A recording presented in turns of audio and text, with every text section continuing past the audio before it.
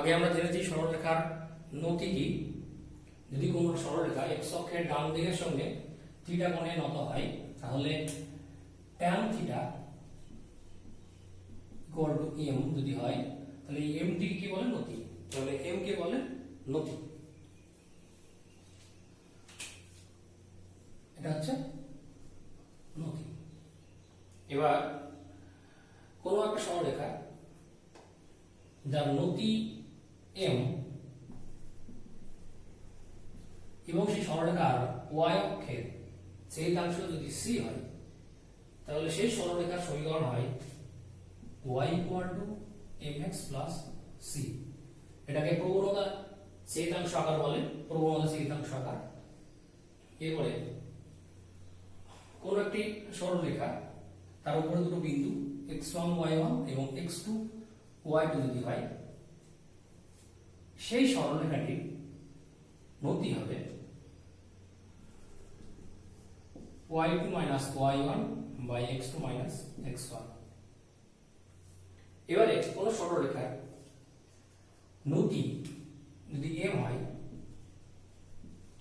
এবং সরলরেখার উপরে অবস্থিত কোনো একটি বিন্দু x1 y1 হয় তাহলে সেই সরলরেখার সমীকরণ হবে y minus y1 সমান m into x minus x1। এটাকে বিন্দু প্রবণতা আকার বলা হয়। এবং আরেকটা আগে শিখেছি সেটা হচ্ছে দুই বিন্দু আকার। সেটা কি, কোন সরলরেখার উপর অবস্থিত দুটো বিন্দু x1 y1 এবং x2 y2 যদি হয় সেই সরলরেখার সমীকরণ হবে y minus y1 by y2 minus y1 সমান x minus x1 by x2 minus x1। তাহলে এত দূর অবধি আমরা শিখেছি। আগে বলেছিলাম সরলরেখার আরো বিভিন্ন রকম আকার আছে। আজকে আমরা সেই আকারগুলো সম্পর্কে আলোচনা করব। আজকে আমরা শিখব ছেদাংশ বা ছিন্নাংশ আকার। ছেদাংশ বা ছিন্নাংশ আকার। ছিন্নাংশ বা ছেদাংশ কি সেটা ইতিপূর্বে আমরা জেনেছি। সেই বিষয়টাই থেকে এখানে সরলরেখার আরো একটি আকার করা হবে, সেটার নাম হচ্ছে ছেদাংশ আকার। যদি কোনো সরলরেখা x এবং y দুটো অক্ষকে ছেদ করে, x এবং y দুটো অক্ষকে ছেদ করে এবং x অক্ষকে যদি a একক দৈর্ঘ্যে ছেদ করে, y অক্ষকে যদি b একক দৈর্ঘ্যে ছেদ করে, তাহলে এই সরলরেখার সমীকরণ হবে x by a plus y by b equal to 1। এটাকে সরলরেখার ছেদাংশ আকার বা ছিন্নাংশ আকার বলা হয়। আবার বলি, x অক্ষকে a একক দৈর্ঘ্যে ছেদ করছে, y অক্ষকে b একক দৈর্ঘ্যে ছেদ করছে, তাহলে সরলরেখার আকার হবে x by a plus y by b equal to 1। এখানে এইটুকু a একক, তার মানে এই যে বিন্দুটা হচ্ছে এটা a, 0, এইটুকু b একক, তাহলে এই যে বিন্দুটা হচ্ছে 0, b, 0, b। এবারে x অক্ষকে a একক দৈর্ঘ্যে ছেদ করেছে, x অক্ষের ছেদাংশ, x অক্ষের ছেদাংশ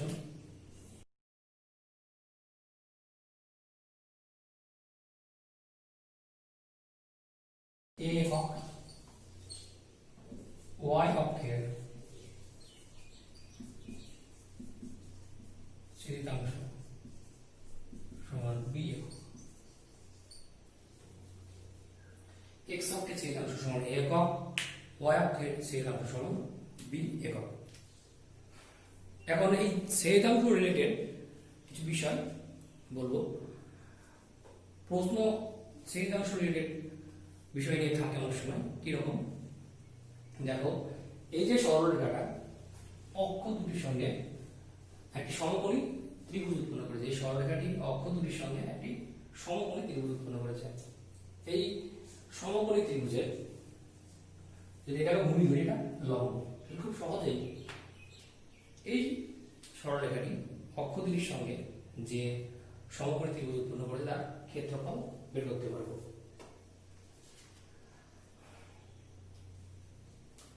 তাহলে এটা যদি নাম দিই এ, এটা যদি নাম দিই বি, তাহলে ও এ বি এই যে ত্রিভুজটা পাচ্ছি তার ক্ষেত্রফল হবে ত্রিভুজ ও এ বি এর ক্ষেত্রফল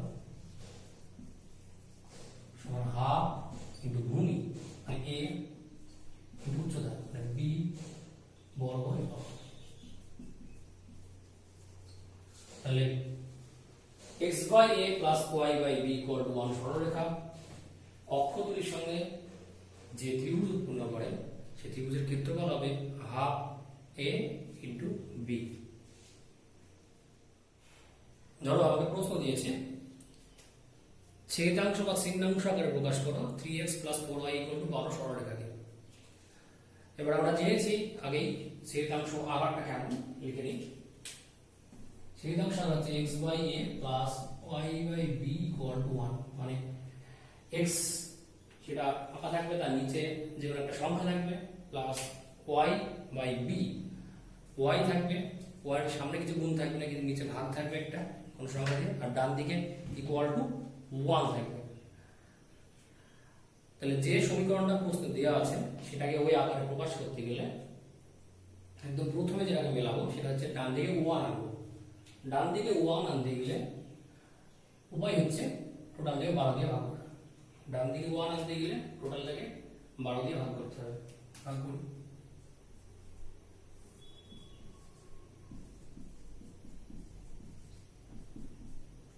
imply 3x by 12 plus 4y by 12 equal to 1 এখানে তো পাচ্ছি x by 4 plus y by 3 equal to 1। তাহলে দেখো x by something চলে এসেছে y by something চলে এসেছে equal to 1 চলে এসেছে। তাহলে এটাই হচ্ছে ছেদাংশ আকার, এটাই ছেদাংশ আকার।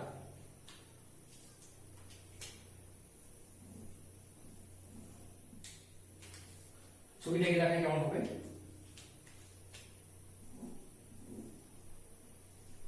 তাহলে x by 4 তাহলে x অক্ষকে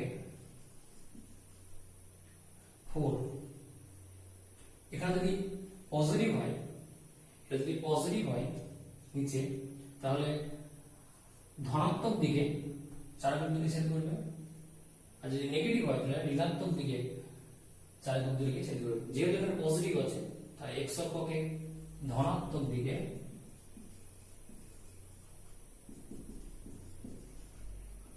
4 একক দূরে দিয়ে ছেদ করেছে। y এর 3 আছে 3 ধনাত্মক। পরে বলি যদি 3টা ধনাত্মক হয় তাহলে y অক্ষকে ধনাত্মক দিকে 3 একক দূরে ছেদ করবে, 3 ঋণাত্মক হলে y অক্ষকে ঋণাত্মক দিকে 3 একক দূরে গিয়ে ছেদ করবে। y অক্ষকে ধনাত্মক দিকে 3 একক দূরে গিয়ে ছেদ করবে। x অক্ষকে 4 একক দূরে গিয়ে y অক্ষকে 3 একক দূরে গিয়ে।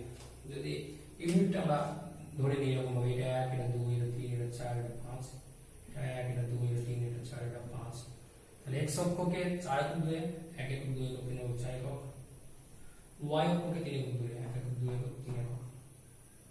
তাহলে সরলরেখার ছবিটা এরকম এটুকু হচ্ছে 4 একক এটুকু হচ্ছে 3 একক।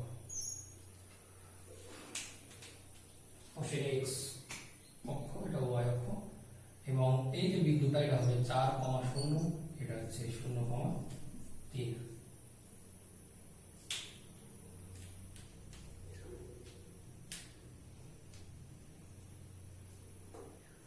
এবারে এখানে 3x plus 4y equal to 12 দেওয়া আছে। এখানে 3x plus 4y equal to 12 থাকে 3x minus 4y equal to 12 থাকতো কি করতাম 3x minus 4y তাহলে এখানে মাইনাস লিখি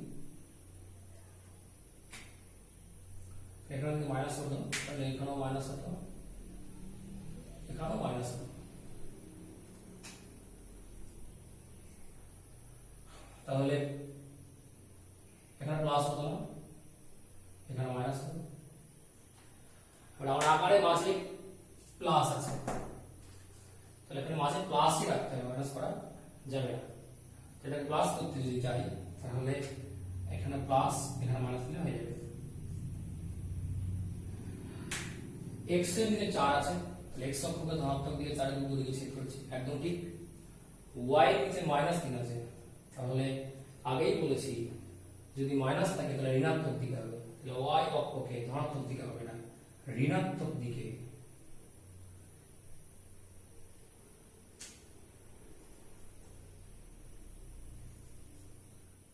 y অক্ষকে ঋণাত্মক দিকে 3 একক দূরে গিয়ে ছেদ করবে, y অক্ষকে ঋণাত্মক দিকে 3 একক দূরে গিয়ে ছেদ করবে। ছবিটা কি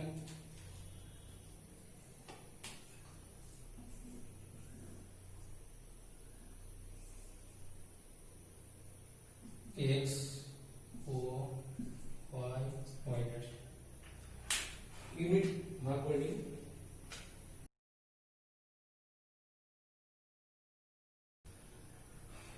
x/4 x অক্ষকে 4 একক দূরে গিয়ে ধনাত্মক দিকে ছেদ করেছে, 1 একক 2 একক 3 একক 4 একক। y/-3 y অক্ষকে ঋণাত্মক দিকে 3 একক দূরে গিয়ে ছেদ করবে, 1 একক 2 একক 3 একক। ছবিটা কেমন হবে? ছবিটা হবে এইরকম।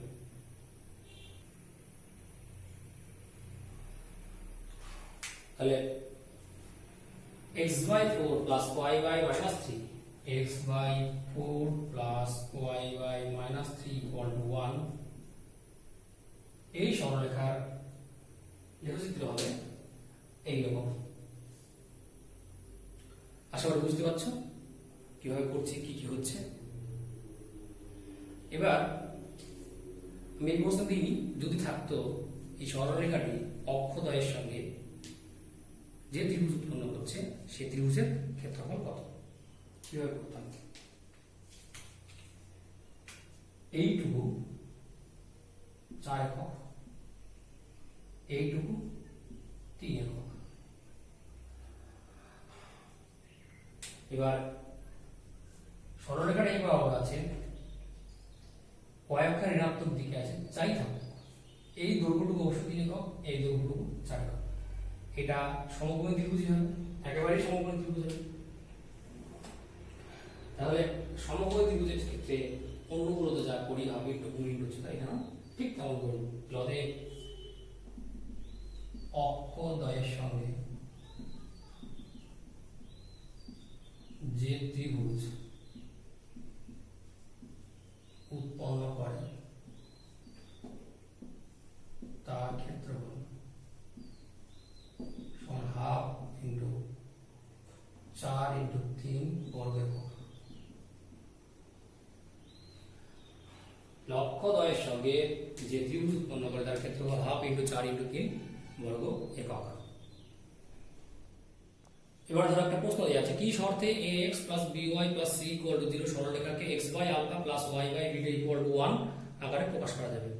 বইয়ে যদি প্রশ্নটা দেওয়া থাকে তাহলে এইভাবে থাকবে, কি শর্তে ax by c 0 সরলরেখাকে x/a y/b 1 আকারে প্রকাশ করবে। আমি দ্বিতীয় ক্ষেত্রটাতে a আর b এর বদলে আলফা আর বিটাকে ইউজ করেছি, কারণ হচ্ছে এখানে a, এখানেও যদি a লিখতাম তাহলে তোমাদের ভুলে যেতে পারতাম। আমার বোঝানোর সুবিধার্থে প্রশ্নটা আমার মতো করে চেঞ্জ করে দিয়েছি, কি শর্তে ax by c 0 সরলরেখাকে x/α y/β 1 আকারে প্রকাশ করবে। তাহলে প্রথমে সমীকরণ যেটা দেওয়া আছে সেটা লিখি, ax by c 0। প্রকাশ করতে হবে কি আকারে, x/α y/β 1। তাহলে প্রথমে যে কাজটি করব সেটা হচ্ছে এই সিটাকে এদিকে নিয়ে চলে যাব, ax by সমান -c। এবার ডান দিকে 1 আসতে হবে, ডান দিকে 1 আসতে হবে, আগে দেখেছি ভাগ করলে ডান দিকে 1 আসবে, কি দিয়ে ভাগ করব, টোটাল মাইনাস সি দিয়ে ভাগ করব। এবার ভাগ করতে গেলে ভাজ্যটাকে নট ইকুয়াল টু 0 হতে হবে, আমি মাইনাস সি দিয়ে ভাগ করব, অর্থাৎ মাইনাস সি কে নট ইকুয়াল টু 0 হতে হবে, 0 হলে চলবে না, তাহলে মাইনাস সি কে নট ইকুয়াল টু 0 হতে গেলে সি নট ইকুয়াল টু 0, তাহলে যদি সি নট ইকুয়াল টু 0 হয়, সি নট ইকুয়াল টু যদি 0 হয়, তাহলে আমি এটাকে টোটালটাকে সি দিয়ে ভাগ করতে পারবো।